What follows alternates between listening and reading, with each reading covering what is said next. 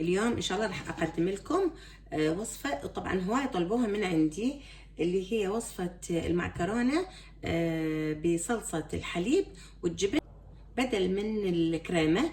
شوي نريد نسويها يعني اقل دسامه، فراح نستخدم الحليب والجبن. فهسه اول شيء اكيد يعني تعرفون طريقه سلق المعكرونه، انه نحط المي على الغاز ونحط ملح ونحط زيت.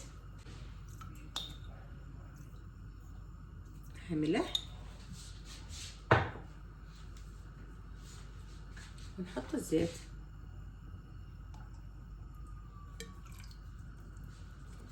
الى ان يغلي حتى نحط المعكرونه.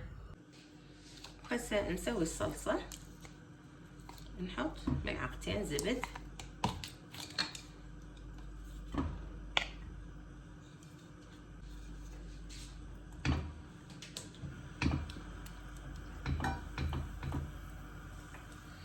ونحط على الزبد 3 فصوص ثوم.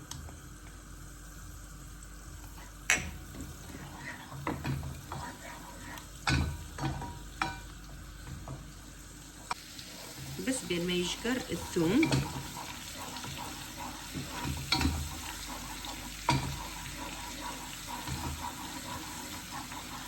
نحط ملعقة طحين، لان احنا بصراحة ما نريد الصوص يكون ثخين، يعني ما نريد نحط ملعقتين او 3 طحين، لا ملعقة واحدة، لان راح نسخنه بالجبن. هسه بس يصير لونه اشقر نبلش نسكب الحليب شوية شوية، وبعد ما نحصل على هذا اللون نبلش ننزل الحليب شوي شوية،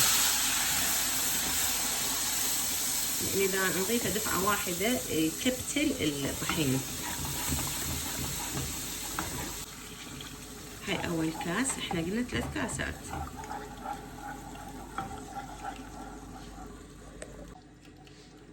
هاي الكاس الثاني.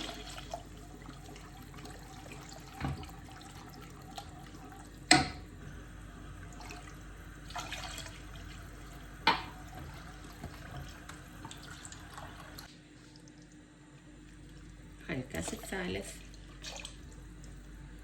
تشوفوها خفيفة، احنا ما نريدها تثخن بالطحين، لا نريدها تثخن بالجبن. بس هنا نضيف مكعب ماجي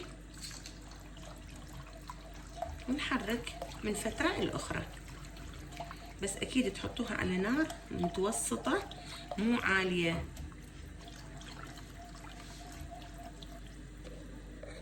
ولازم يصير الوقت متساوي، يعني منا يستوي المعكرونة تستوي ومنا تصير البشاميل، لأن إذا نتركها راح تصير ثخينة، هي تفتح يعني بعدين نحطها على الغاز ونحركها، بس لا احنا نريدها حارة بحارة.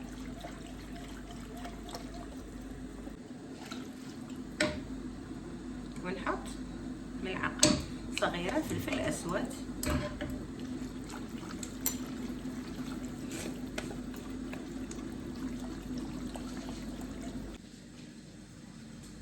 وقبل لا نحط الجبن راح نحط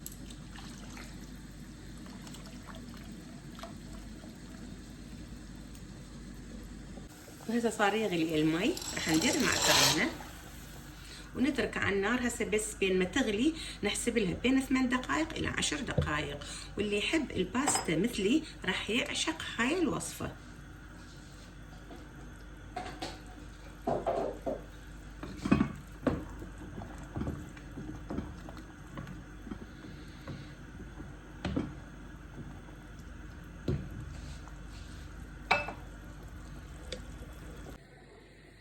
وإذا تريدون تنجح عندكم الباستا 100%، ما تسلقون الباستا، يعني ما تسووها مهترية، يعني لازم شوية، يعني ما نقول تقرش بالحلق، لا بس يعني لا تستووها زايد، تنجح حتى يعني تتلابس ويا الصوص.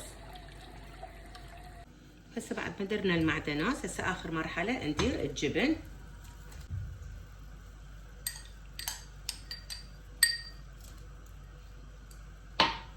لازم تكون الصلصة حارة، وندير الجبن اللي هو راح يسخنها.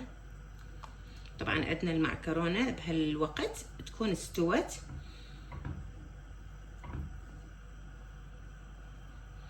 رأسا من الغاز للطاولة. وهسه ندير المعكرونة.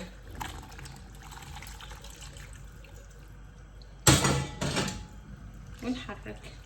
اللي يريد الصوص شوية يكون أسمك يحطها على الغاز فترة كم دقيقة، بس اللي يريده هالشكل لا رأسا يحوله.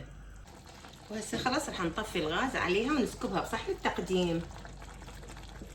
وهاي الباستا مالتنا جهزت، وهسه راح نبلش بالأكل. علينا وعليكم بالعافية، إن شاء الله أشوفكم على فيديو جديد. إلى اللقاء.